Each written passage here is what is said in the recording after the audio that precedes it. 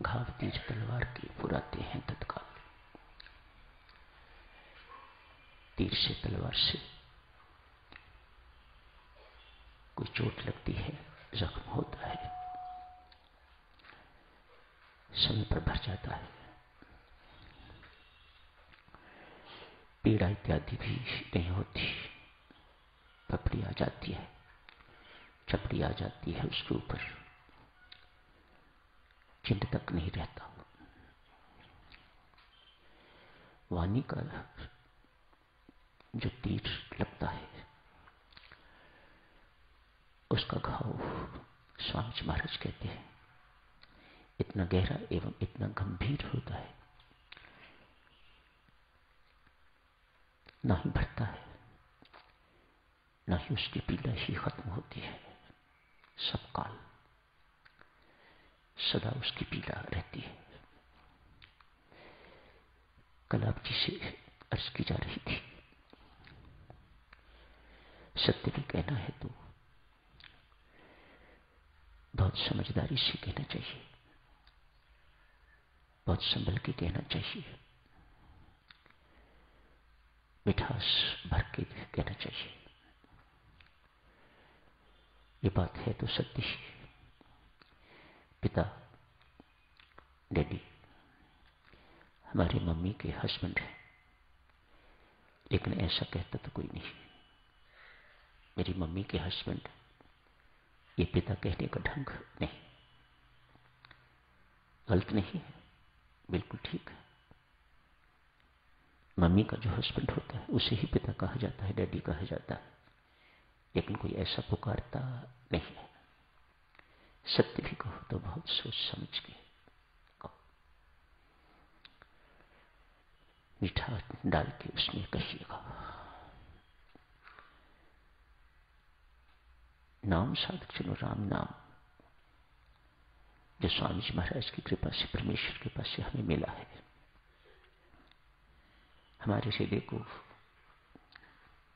प्रेम से परिपूरित कर देता है और जीवा को माधुर्य से। ये दो चीजें, दो देन जो नाम की हैं, कभी भुलाने वाली ही नहीं। यदि ऐसा अभी तक नहीं हुआ तो साधकजनों अपने अंदर खोट देखनी चाहिए, कुछ और उपाय करने चाहिए, नाम की साधना और बढ़ानी चाहिए, ताकि जो चीज कही गई है कि नाम से हमें मिलती है वे अभी तक मिली नहीं।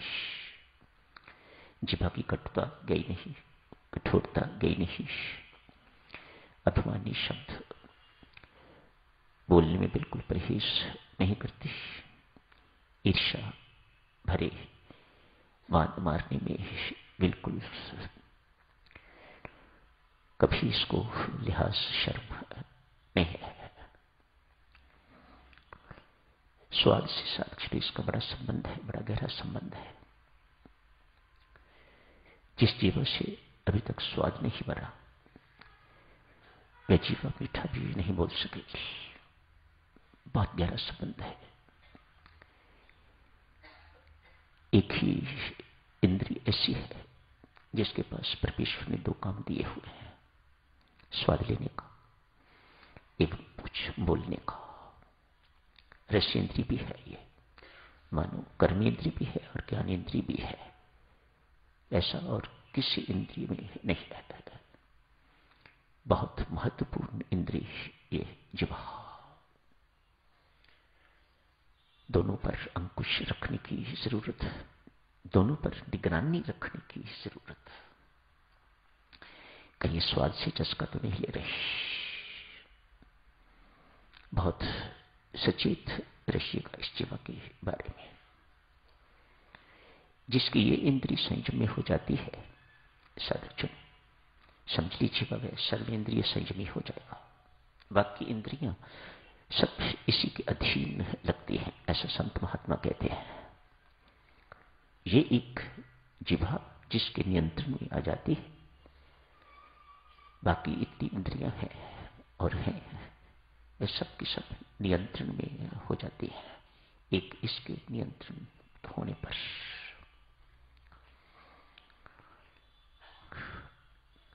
घाव तीर तलवार के पुराते हैं तत्काल। एक दृष्टांत के माध्यम से देखिएगा देवियों, कहानी सत्य है कि नहीं पता नहीं, लेकिन मर्म सत्य है। एक ब्राह्मण एवं एक शेर की मित्रता हो गई। अनहोनी सी बात है, पर कहानी इसी प्रकार की है। हो भी सकती है, कोई बड़ी बात नहीं है। हर शेर खाने वाला ही नहीं होता, हर एक को खाने वाला नहीं होता। उनके अंदर भी हृदय है, भले ही दया का भाव नहीं है, वह मनुष्य में ही होता है। उनके अंदर दया नहीं है, पशुओं के अंदर। लेकिन मित्रता निभाते हैं, इसमें कोई शक नहीं। कोई इनका उपकार करता है तो शेर भी उस उपकार को भूलता नहीं है। एक दफा कहते हैं, कहानी थोड़ी बदल गई। एक दफा कहते हैं किसी शेर के मुख में हड्डी फंसी हुई थी। हड्डी फंसी हुई है तो मुख बंद नहीं हो रहा, मानो जिएगा कैसे, हाँफ रहा है। सारे के सारे शेर मांसाहारी है, शाकाहारी नहीं है कोई भी, सब मांस खाने वाले हैं। पशु का मिले पशु, इंसान का मिले तो बात ही क्या है। हड्डी फंसी हुई है, मुख जबड़ा बंद नहीं हो रहा, निकले कैसे। विचर रहा है बेचारा, बेचैन। एक संत ने देखा, सोचा विश्वसनीय पशु तो नहीं है ये, लेकिन इस वक्त पीड़ाग्रस्त है। किसी न किसी ढंग से इसकी पीड़ा दूर करनी चाहिए। हो सकता है ये पीड़ा या पीड़ा ही ना हो, मानो जानलेवा हो, खत्म हो जाएगा ये। मेरा क्या जाता है, मरना ही है, आज नहीं कल।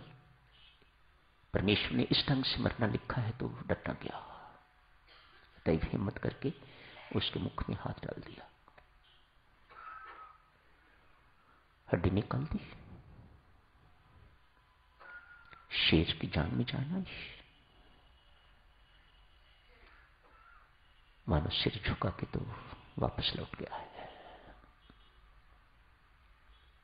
मित्रता का भाव भीतर याद रहा। कहानी इस प्रकार की है, इस संत को किसी कारणवश कोई अपराध नहीं, कुछ नहीं, राजा ने पकड़ लिया।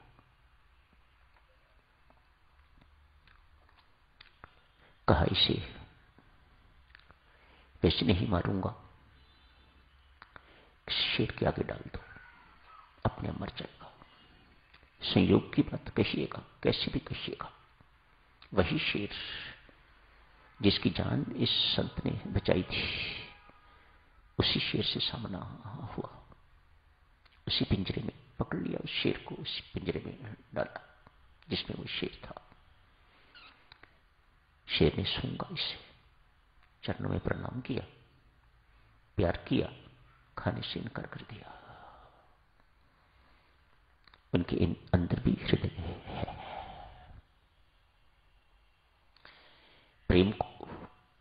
प्रेम एक ऐसी भाषा है दिव्य सज्जनों, जिसे हर कोई पहचानता है।